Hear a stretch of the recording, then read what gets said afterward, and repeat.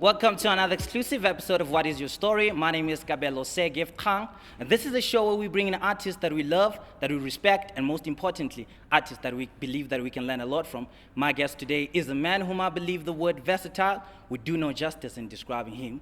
If you have seen him on TV, if you've seen him on stage, if you've heard him sing, you'll definitely know that he's about magic and he embodies every character that he plays perfectly. I'm talking about my brother, Aubrey Poo. We're going to be having a short conversation with him about his latest work, Paradise Blue, directed by James Ngcobo, written by Dominique. Morisseau. I hope I did pronounce it correctly. Aubrey, ke leboga fa o tsere nako ya gago gore tlo go buisana le rona. Go leboga nna retso. Ke batla re bue ka Paradise Blue. Yes. Gape re bue ka Black History Month. Yes. Re bue gore a dio tseo di related jang go batho ba Africa borwa. Well,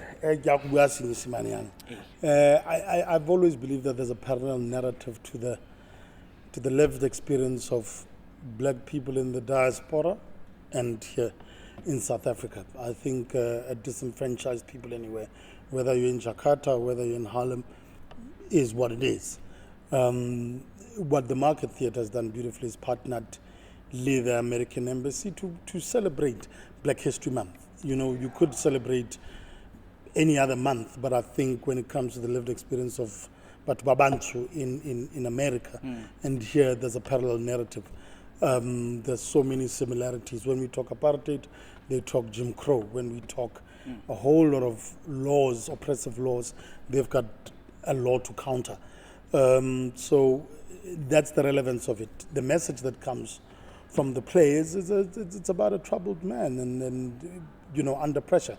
Gentrification, I mean, here when we have forced removals, people weren't given money. But here what is happening is that the state, the city, the mayor is taking money from the coffers of the city and buying people out of a neighborhood that is largely black owned, businesses that are black owned that are in that part of the world. I think there's a parallel narrative, you know, when it comes to District 6, for example, also Firetown and that part of America. I wanted to talk about the first day in the rehearsal. How was it? What was your reaction? Exciting. Paga was in high school with me. He was my junior. I think I was in matric, and he was in what you call now grade 8. Yeah. I've never worked with Busi, but I've known her for a while. I've worked with Sneh Dladla before. I've worked with Lesedi numerous times. So, you know, with some people it was a reunion, with some people it was a looking forward to. But each individual I had seen on stage. Yeah. I'd seen Paga in Raisin and the Sun. I'd seen Busi in Nina, the Nina Simone piece last year. So, yeah. Pagamisa was saying, I think before the show, he was just saying it in passing, you envy other people for watching you because you don't get the chance to watch yourself. No, I was being silly. That's a Kanye West line. He says the only thing, what does he say? He says, the biggest regret I have in life is I'll never get to see me perform. Yeah. But it's you walk the journey. Yours is a curse where you have to be on stage and share truth with audiences.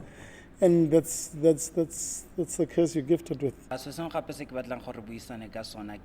relationship between Blue le Pumpkin, because ne ke tlo go botsa ka gore describe le character ya ga Blue, but ke tsa gore setse o ya rabile. The relationship between Blue and Pumpkin, it's quite a complex one. Here you have a man who's torn about staying and keeping this thing he inherited.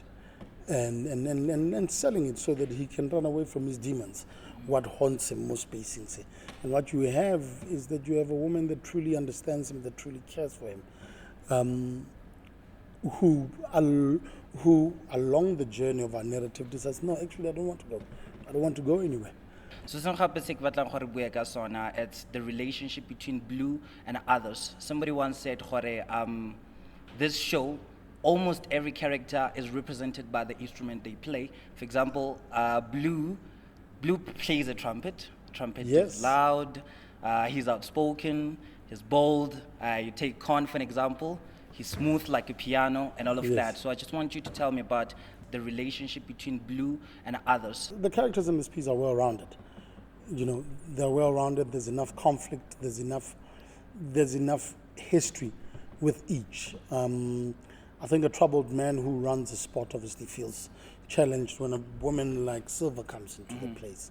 The relationships are fully fledged, and I mean, if you watch the piece, you get to see that.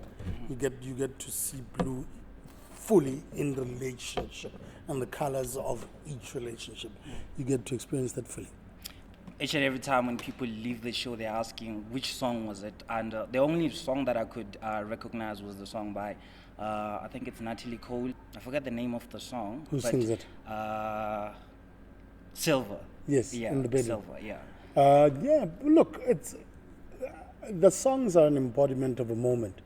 I mean, if each song, if you pick up, there's a lyric or two that speaks to where the character is. You mentioned the parallel narrative between South Africa and America and other countries as well. Yes. I was thinking, even them, they actually had to use music, just like South Africa. You'd remember how music played a beautiful role in the liberation movement Yep. during apartheid time.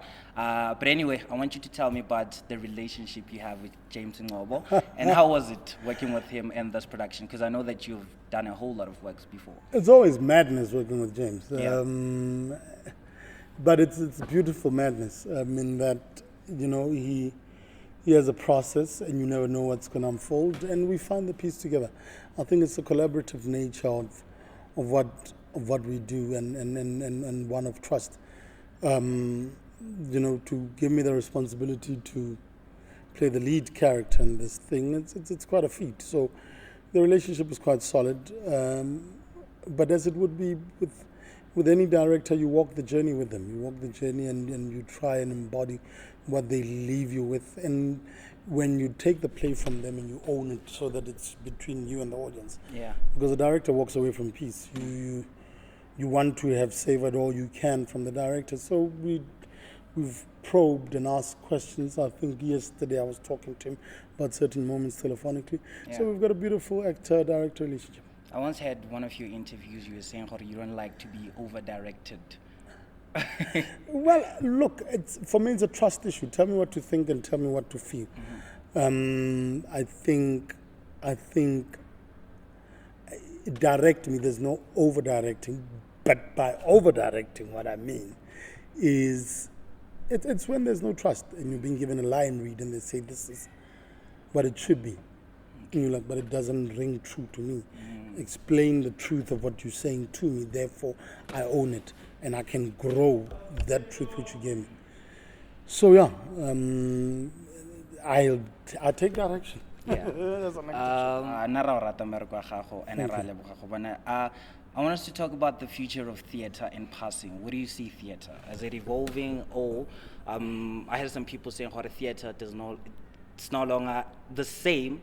The audience is no longer the same. People don't come to theatre. What's your take on that? Well, people can't remain the same. Our country has changed and it's evolved, and people have evolved. So you've got to take into consideration that we need to change. We need to change the makeup of audiences in our theatre, and the market theatre is one such pioneer. And we just need to transform. We're competing with Netflix. We're competing with a whole lot of other mediums. So we've got to make theatre that's relevant to the people, and that demands change. Yeah. We've got to introduce a lot more media than the conventional conventions within theatre. So we've got a lot to be dealing with. And our audiences are entertained and are distracted by a lot. We need to fire on all cylinders as much as TV and cinema has to evolve. I think the future is bright. We just need sectoral stimulation and more funding so that we've got more productions, we've got bigger productions, we've got more elaborate productions. So I think there's a future, but we just need people at the helm who are ready to take on this revolution. Yeah. There's a whole lot of new creatives, but I think one question that they're asking themselves, how can they breach the breach between being rich and creative and then in their finances, because I think it doesn't reflect a whole lot of artists are still complaining. Okay. Commercial appeal. Does it commercially appeal? You stage a play.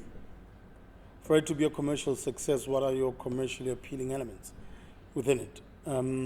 You know, I've heard rumors in the streets, but hey, Mang is casting TV actors. I'm not a TV actor, I'm an actor.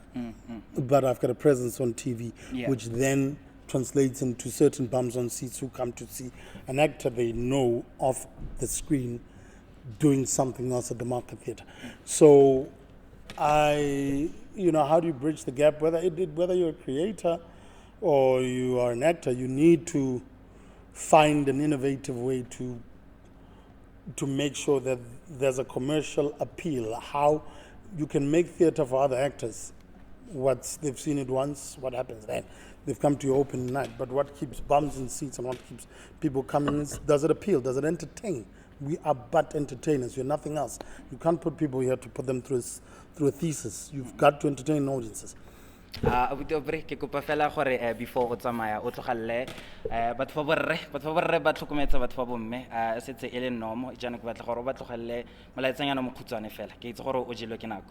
First things first, come to the theatre, but keep an open mind. I think we need a dialogue as men with our women to find out what offends them, what incenses them. So we got to keep an open mind and keep an open dialogue with our counterparts in this life's journey. Thank Thank